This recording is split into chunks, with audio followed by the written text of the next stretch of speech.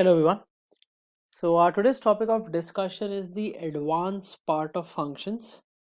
And in today's video, we'll be basically discussing two things. The first thing that we'll be discussing is a composite function. What exactly is a composite function? How do you write a composite function? What type of questions you can expect from composite function? It's quite simple. There is no theory. It's just a way of explaining things which we have to understand here. Okay. And once done with that, then we'll also be understanding comparing the coefficients. That's important part again as far as the SAT maths is concerned. About you do get questions from comparing the coefficients, or in another words you can say identical equations. Okay, you do get one question from the topic of this identical equations. All right, so let's start with composite functions. Okay, so I'm going to try and keep this as simple as possible, and I'm going to make you understand this from the perspective of your exam. That's it. Okay, so let's understand. So let's say I have a function fx, and let's say this function is 4x minus 3. I have another function gx, and let's suppose this is equal to x square. Now you would have come across some equations like these, like find f of gx or find g of fx, something like this, right? You would have come across questions like these, like find f of gx, find g of fx, or something like this.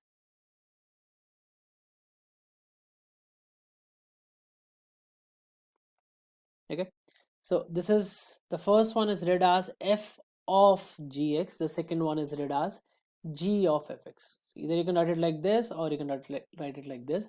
It's completely your call which way you want to do it.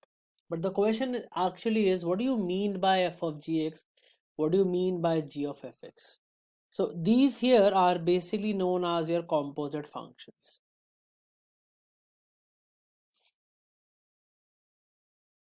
So composite function is basically a function which consists of more than two equations, or more than or equal to two equations, or more than or equal to two expressions basically. Okay, and one expression is entirely dependent on the second expression.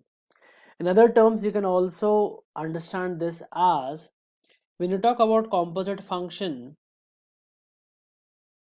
the output of one function basically becomes the input for the another function, and then you get the final output of the result. So whenever you talk about a composite function, it's basically nothing but output of one function becomes input for the another function, and the cycle continues. It's not that only you can have f of gx, you can have three functions, you can have four composite functions, you can have five, and so on and so forth. So you figure out the output of one function, then that becomes input for the second one. Then you figure out the output of the second one, then that becomes input for the third one, and so on and so forth. The cycle continues. That is what the composite function is all about. So for example, let's talk about the first one. If you want to calculate f of gx or f gx, how do you calculate this? Okay, now this gx here is basically equal to x square. Now this is my function, right? And f of x is given as 4x minus 3. If you want to calculate f of gx, then the output of gx will become the input of fx. The output of gx will become input of fx. Or in simple terms, what are you supposed to do? You're supposed to replace the variable given in fx by the function gx. You're supposed to replace the variable given in fx by the function gx. So if someone asks you what will be f of gx, then that will simply be 4 into x square minus 3. In place of x, I have put x square.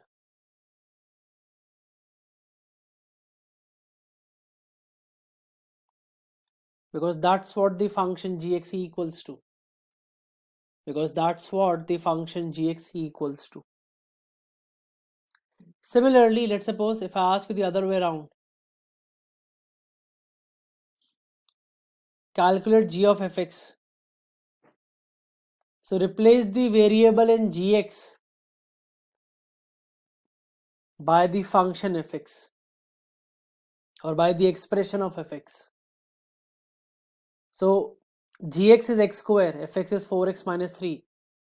So I need to replace x by 4x minus 3. So this will become, or let me write this down. I'll replace x in x square, or you can write in bracket gx by 4x minus 3. So g of fx will simply become 4x minus 3 whole square. It will simply become 4x minus 3 whole square. This is what composite function is, that's it, nothing else. You're simply replacing, or you're simply putting output value of one function as input value for the another function, and that's it, nothing else. Now for example, let me remove all this first.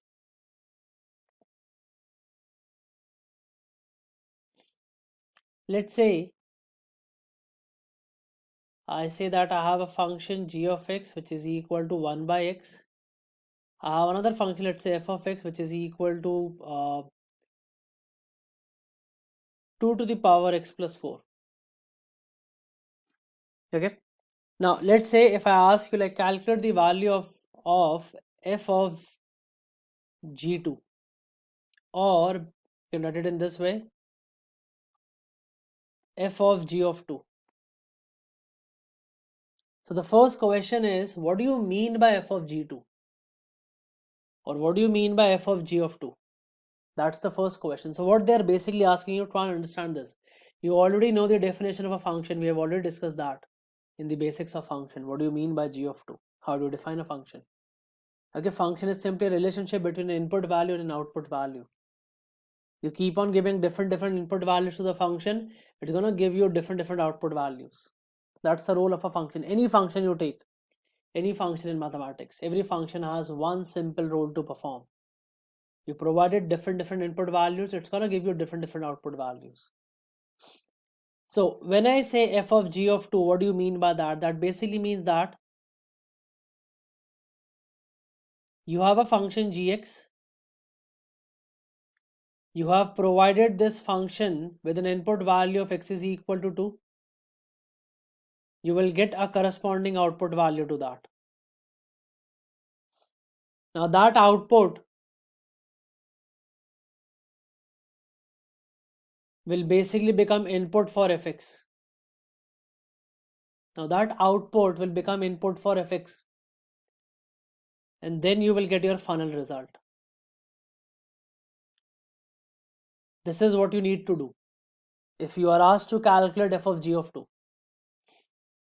So let's see how we can do that. If I'm going to provide an input value of x is equal to 2 in g of x, then my result will become 1 over 2, or my output will be 1 over 2. Now this output, that g of 2, better way to write this as g of 2 is half. Now this output, that g of 2 is half, this half now becomes input for fx. So the variable I have in fx will be replaced by 1 by 2 in order to find out the final value. So now I'll be calculating f of half, because now my input value for fx is 1 by 2. This will become 2 to the power 1 by 2 plus 4, which is basically root 2 plus 4.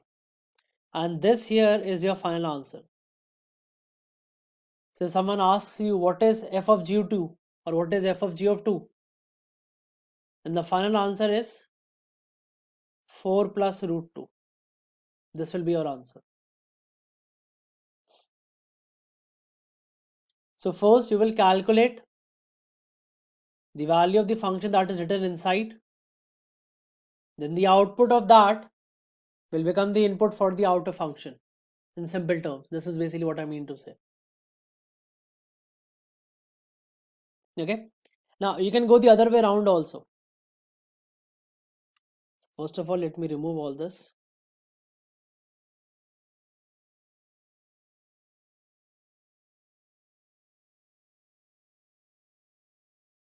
So let's say if I ask you the other way around, like calculate g of f of 2, for example, y2, let's take some other value. Let's say f of 4, or calculate g of f4. So you're gonna do the same thing again. You're gonna first calculate what is f of 4 equal to. So let's see what is f of 4. So it will be 2 to the power 4 plus 4. This will basically be equal to 20. That is 16 plus 4, that is 20. So when the input value is x is equal to 4, then the output of fx is 20. Or you can draw this also with the help of block diagram. I'm providing an input value of x is equal to 4.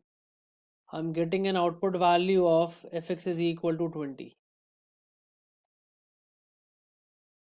Now this 20 will now become the input for the function gx.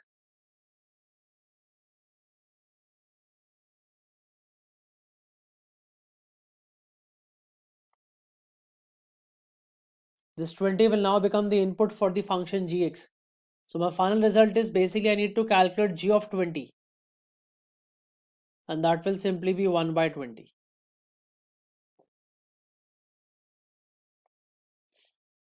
That will simply be 1 by 20, and that's my final result.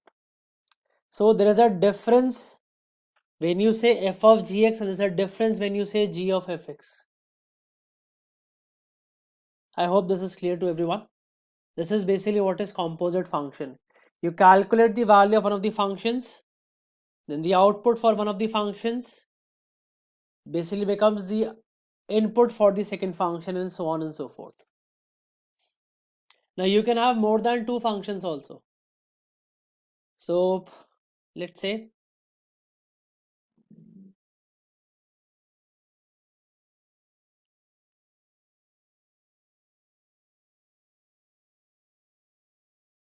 I give you one more function, that is h of x.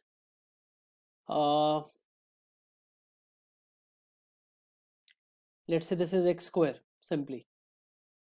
And if I ask you to calculate the value of g of f of h of 2.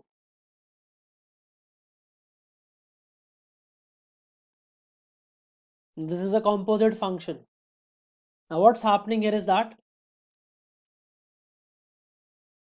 you can draw the block diagram. You're providing some input to h of x, which is basically 2 in this case. You're going to get an output from that. That output will become input for f of x. You're going to get an output from that.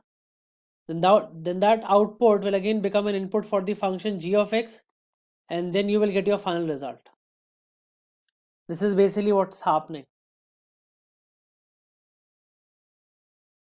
So you're providing the input to the function hx, you're getting the corresponding output. That corresponding output is becoming the input for f of x.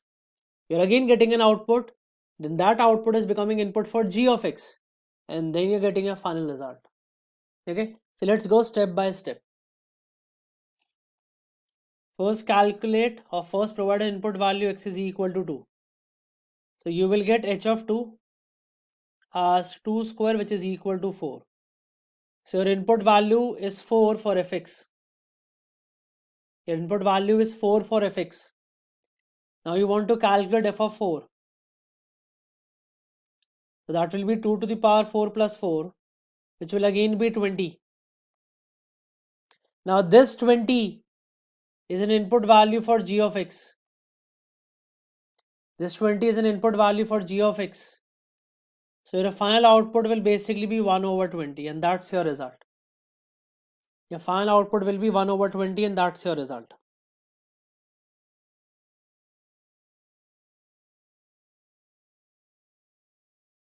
Okay, so this is what composite function is all about. Now you can have like one of the functions in trigonometric form, like instead of having, let's suppose, 1 over x, you could have had this as tan x. Then your final result would have become tan of 20. You can have logarithmic also. You can have like any type of function basically. So this is what composite function is all about. The output of one becomes input for the other and so on and so forth. The process carries on. Okay, this is more or less everything that you know from your exam perspective. Nothing more is required. Okay, you're gonna get questions from more or less like either to calculate the composite function or to calculate value of some composite function. So for example, they're going to give you like three functions like these, and they can ask you like calculate g of f of h of 2, or they can ask you like to calculate the domain or range, but domain and range generally they don't ask. So the most difficult question will be on the domain or range part of composite function. Okay, so let's try some questions. It's a pretty simple topic. Let's move on to the question part. So pause the video and try this, please. Take your time.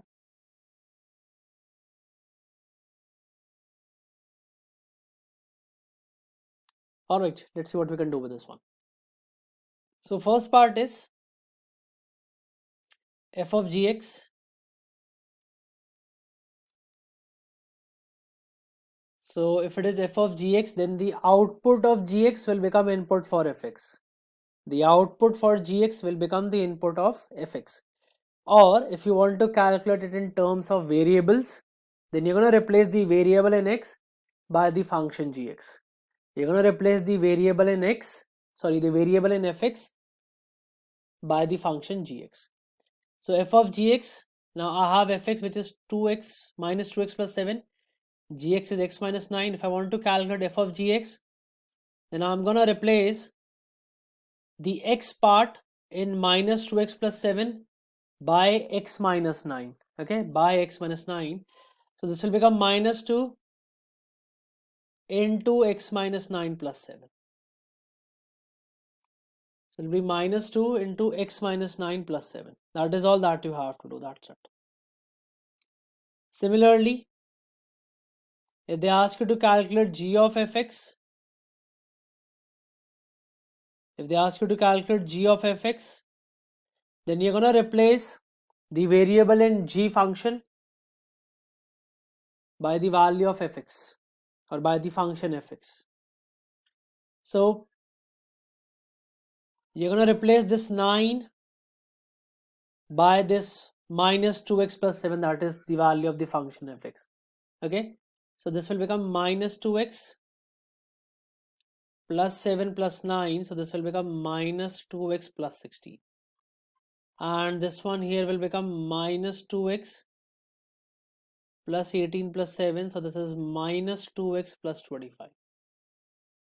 This is how you're supposed to calculate. That's it. Okay, let's move on to f of fx.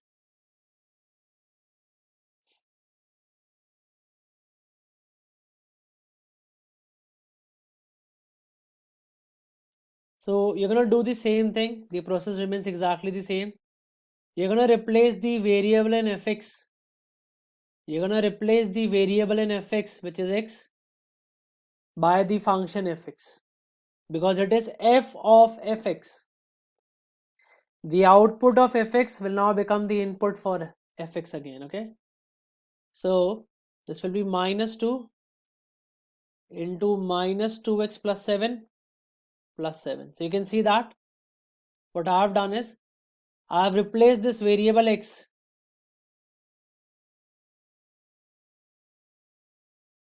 by this function which is minus 2x plus 7. You can solve this. This will be 4x minus 14 plus 7. So this is 4x minus 7. Similarly, you can calculate g of fx also.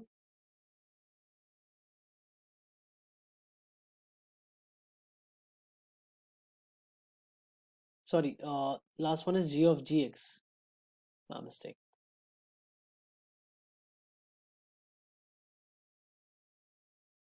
So what you're going to do again is that you're going to replace this variable, which is x, by the function gx. So you're going to replace x by x minus 9. So this will become x minus 9 minus 9. Okay. So you have replaced this x by x minus 9. So this will basically become x minus 18. So this is basically what you need to do in order to calculate the composite function. That's all right. Let's move on to question number 2. Okay, pause the video and try this question number 2, please. All right, let's try this one. So I have a function f of x, which is 7x minus 3. I have another function gx, which is dependent on fx. It is 4 of fx plus 7. And I need to calculate g of 3. If I want to calculate g of 3, first of all, g of 3 would be equal to 4 of f3 plus 7. If I want to calculate g of 3, I need to replace x by 3, okay? That's the logic. So the only thing I'm left to do is I need to calculate f of 3, that's it. Let's do that quickly. So f of 3 will be equal to 7 into 3 minus 3, which is 21 minus 3, which is equal to 18. Which is equal to 18. So I can say that g of 3 will basically be equal to 4 into 18 because f of 3 is 18 plus 7. So that is 72 plus 7, which is equal to 79. So my final answer is 79. Again, calculating the value of one of the functions, using that in order to calculate the second function. That is all what composite function is all about, guys. That's it. Nothing else. Okay. Let's move on. Okay, so pause the video and try this question, please.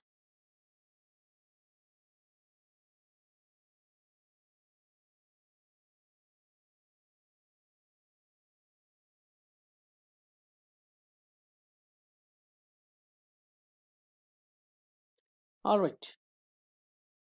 So it says that f of gx is basically equal to g of fx. And we need to find the value of k. Okay.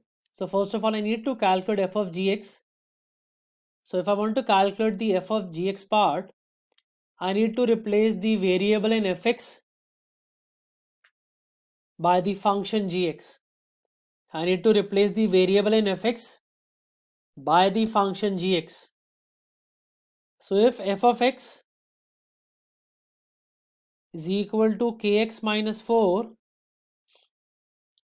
and g of x is equal to kx plus 6, then I can say that f of gx will be k into kx plus 6 minus 4.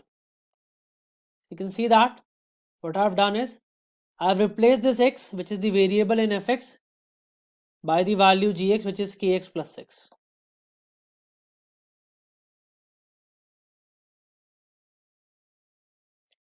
So this part here will become k square x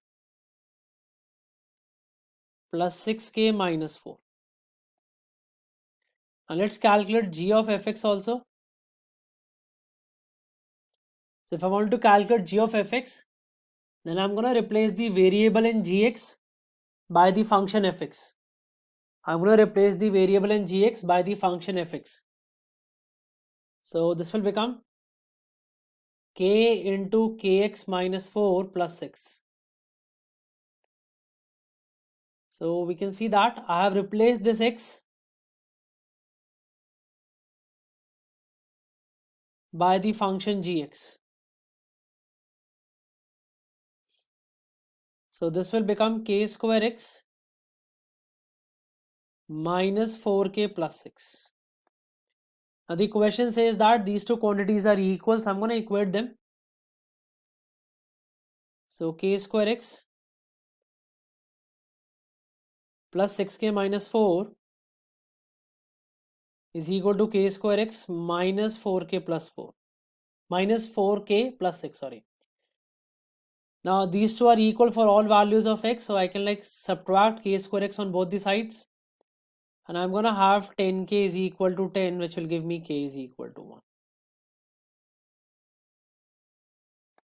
Which will simply give me k is equal to 1, that's it, nothing else.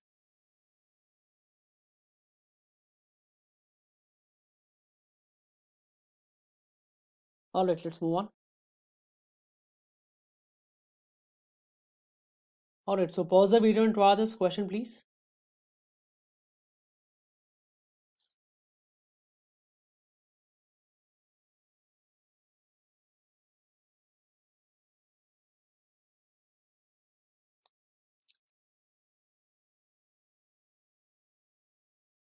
Okay, so the function fx is given to us. The function gx is also given to us. Sorry, gx is given to us. And this function gx is dependent on fx. This function gx is dependent on fx, okay? And it says that g of 1 is 4, g of 2 is 6, then find the value of a and b. Alright, let's see what we can do with this one. So fx is equal to ax plus b. Gx is equal to 2fx plus 3. So I can say that g of x will become 2 into ax plus b plus 3. That is 2ax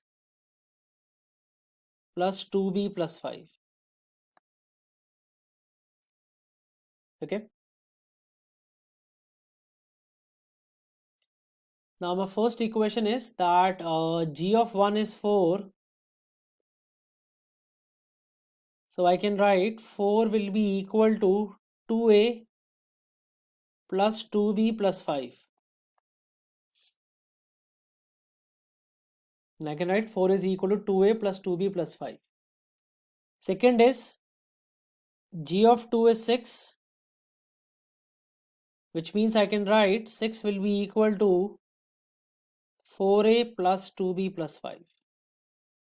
Now you have two linear equations, you have two variables. There are like a couple of ways of solving this. So let's say this is equation 1, this is equation 2.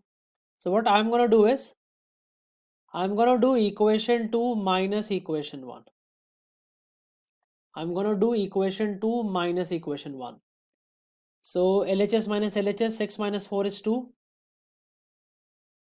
4a minus 2a is 2a. 2b minus 2b is 0. 5 minus 5 is 0. So 2a is equal to 2, which will give me a is equal to 1. Which will give me a is equal to 1. Now using a is equal to 1, I can plug the value of a in any of the two equations, either 1 or 2. So I'm going to put that in 1.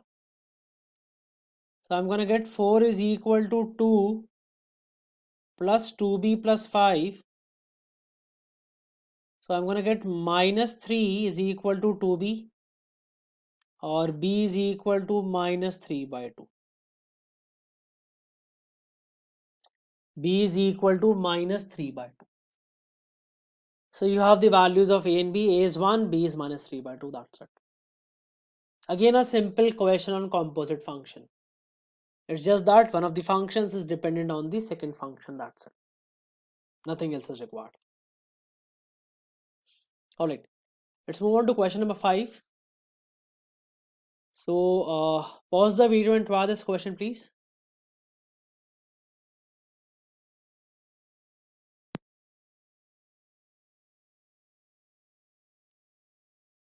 Alright, let's see what we can do with this one.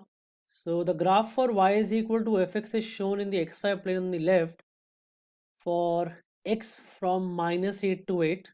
Okay. The function gx is defined by gx is equal to 3 of fx minus 2. How many values of k are there such that g of k is equal to 10? Okay, so this graph is defined for the values of x, that is from -8 to 8. The function gx is given to us, which is dependent on fx. So g of x is thrice of fx minus 2, and the graph for fx is given to us. We need to find out the values of k, or how many values of k are there such that g of k is equal to 10. Okay, so g of k is equal to 10, and g of x is equal to thrice of fx minus 2. So g of k can be written as thrice of fk minus 2.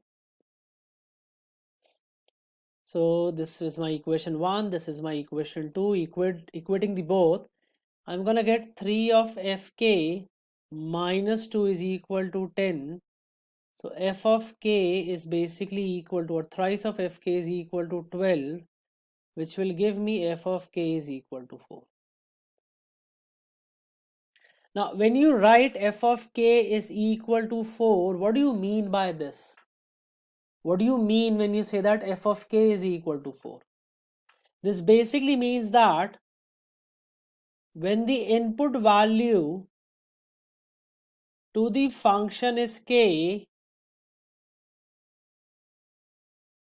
then the output value or the value of y is equal to 4. We discussed that when we spoke regarding the basics of function, that generally we take the input value as x and the output value as y. Okay, so when we are putting the value of x as k, that is when the input value is k, then the output value or the value of y is 4. So I just need to see that at how many different points the graph is giving us an output value of y is equal to 4. So what I'm going to do is, the simplest way of doing this is draw a horizontal line at y is equal to 4. So if I'm going to draw a horizontal line at y is equal to 4, it's going to be something like this. And just check at how many different points this line y is equal to 4 is intersecting the graph. So it's going to be 1, 2, and 3. Now interestingly, question is not what are the values, question is how many values. So how many values are there? There are 3 values, that's it. So your answer is 3. So your answer is 3, and that's your. So these are the typical type of questions that you can expect from this topic. That is the composite function. It's a pretty simple thing. You just need to understand that output of one becomes input for the other function. That's it. And the story goes on, and the chain goes on. There is no end to it. Okay. So this is how you define the composite function, and these are the types of questions that you can expect. All right. The next thing that we need to understand is the identical function or comparing coefficients. This is by far the most simplest topic that you will ever come across in this chapter function. It seems difficult, but trust me, it's the easiest topic that you'll ever do. Okay, so what kind of question they will give you? They'll give you something like this: if for all values of x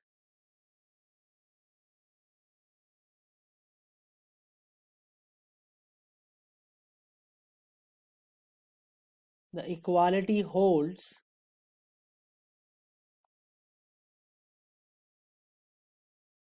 for the below equation, then find the value of a and b.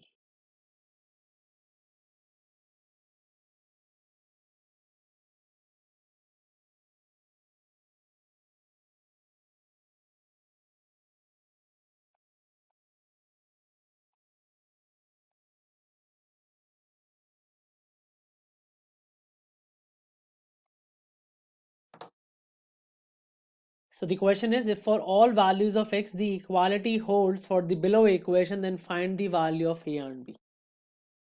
And they're going to give you an equation something like this. Sometimes something even more complex than this. So what do you have to do in this case? The only thing that you have to do is, that's the heading also the topic, that is you need to compare the coefficients. If the equality holds true, if the equality holds true, that is if the left hand side is equal to right hand side, then the coefficient of x square on the left is equal to coefficient of x square on the right. Coefficient of x on the left is equal to coefficient of x on the right, and the constant term on left hand side is equal to constant term on right hand side. So you can simply say that 4 is equal to P, A is equal to 16, and A plus B is equal to 11. That's it. Question is done. For all the questions that you're going to face on comparing coefficients or on identical functions, you just have to do this one simple thing. Because the two equations are equal. And they will only be equal when the coefficients are same. Otherwise, they won't be equal. It's not possible. So P is equal to 4, A is equal to 16. If A is equal to 16, then B is equal to minus 5. And that's it. Your work is done. Questions over. Nothing else is required. This is the only thing you have to do. For example, let's talk about this question number 1. In the equation above, P and B are constants. Fine. If the equation is true for all values of x, then find the value of B. Now the equation is true for all values of x. That is, the equality holds true. No matter what value of x you will put, the equality will remain as it is. So let's solve the left hand side. This is Px plus 4P plus 5, and right hand side is Bx minus P. So what is the coefficient of x on the left hand side? It's B. Sorry, it's P, my mistake. What is the coefficient of x on right hand side? It's B. So P is equal to B. What is the constant term on left hand side? 4P plus 5. Okay, 4P plus 5 entire is constant. Don't just take 5. It's 4P plus 5. Okay, because P is also a constant, so 4P will become automatically, it will automatically be a constant. 4P plus 5 is equal to negative P. You have to take the signs into consideration. Remember that. You have to take the signs into consideration. Don't write P here. It's negative P. It's not P. Okay. So you're going to get that 5 is equal to negative 5P, which will give us P is equal to negative 1. If P is equal to negative 1, then B is also equal to negative 1. And that's it. Done with the question. Simply compare the coefficients. That's it. Coefficient of x square to x square, coefficient of x to x, constant term to constant term, and just ensure one thing, that you take the signs into consideration while taking care of the coefficients. Okay, there is no third thing that you need to do in this topic, and you do get a question on this. Okay, so it's a very simple question. Okay, so pause the video and draw this question.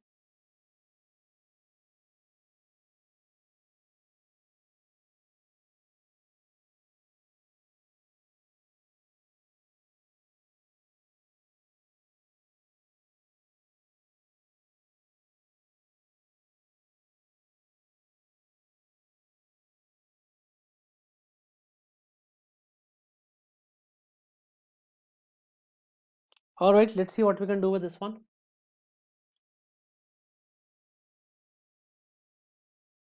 Kx minus 2px is 0 for all values of x. Then find the relationship between k and p. So this will become k minus 2p into x. This is equal to 0. Or I can also rewrite this as 0 into x. 0 into x will be a 0. X is a variable. Any variable multiplied by 0 will give you 0. Now this is true for all values of x. It's given to us, which means the coefficient of x on the left should be equal to coefficient of x on the right, which means k minus 2p should be 0 or k is equal to 2p, or you can write k by p is equal to 2. That will be your answer.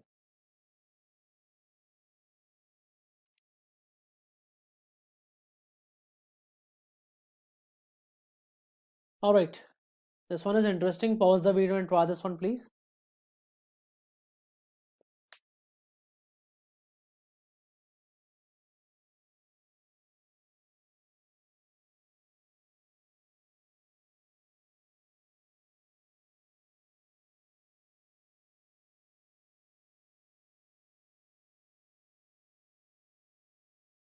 All right, let's see what we can do with this one.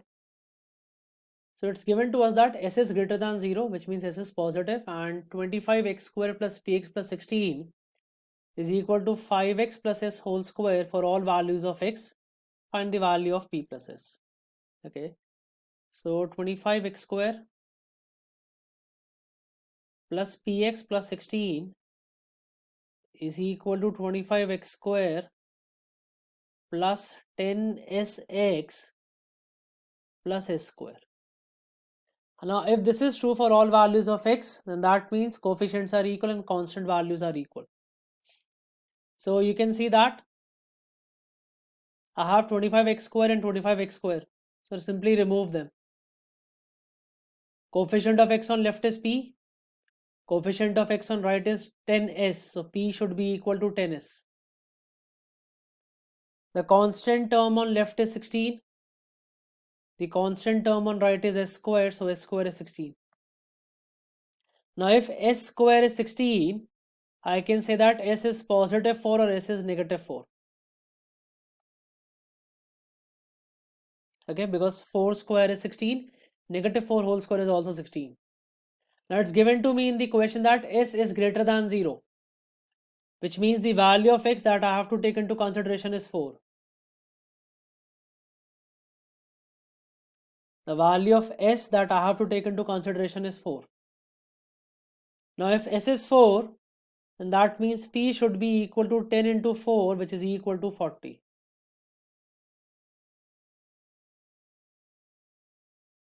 So you have the value of s, you have the value of p, which means p plus s is 44.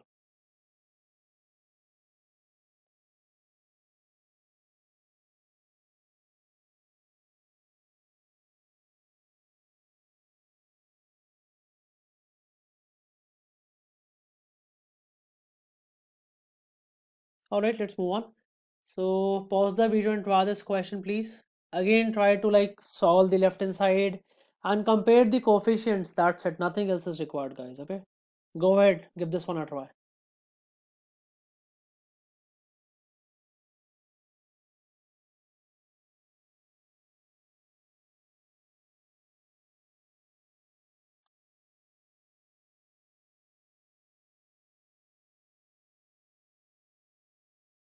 All right, let's see how we can solve this one. So let's solve the LHS part. This is ax square plus 3ax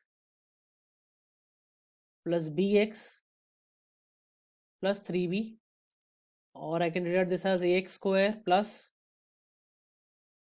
3a plus b into x plus 3b, and that is equal to 5x square plus 2x plus c. Okay, now compare the coefficients. So a will be equal to 5, 3a plus b is equal to 2, and 3b is equal to c. 3 equations, 3 variables.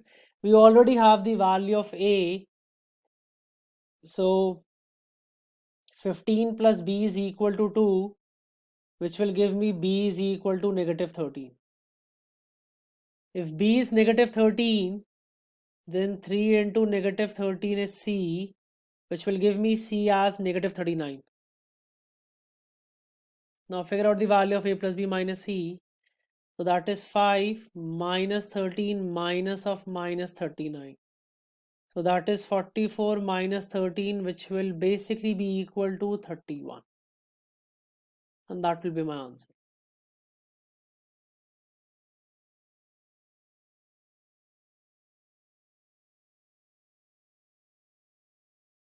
Okay, so try one more. Pause the video and try this one, please.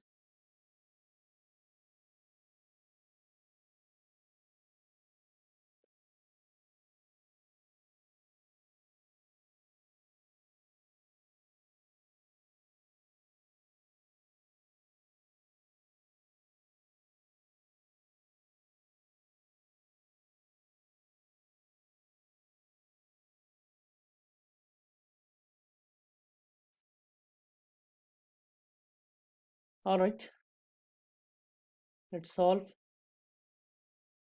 So a into x minus 1 plus b into x plus 1. If I solve this, then this will become ax minus a plus bx plus b, and right hand side is 6x minus 4. So this will become a plus b into x minus a plus b, and that will be 6x minus 4. Compare the coefficients, so a plus b is 6, and compare the constant parts, so negative a plus b is negative 4. A plus b is 6, negative a plus b is negative 4. Add the two equations. You're going to get that 2b is equal to 2, which means b is equal to 1. 2b is equal to 2, that means b is equal to 1. If b is equal to 1, then that means a has to be 5. Because a plus b is 6. And that is all that you have to do for this question. Pretty simple topic, both of them. It's just that their names are complicated and complex. Sounds difficult, but it's a very easy thing to do. And you do get these questions in your SAT exam. Okay, these are like marks for free. If you know the concept, if you know how to solve this, then you'll get full marks. So alright then guys, that will be all as far as this video is concerned. Hope you have learned something new. I hope that I have made you understood both the topics.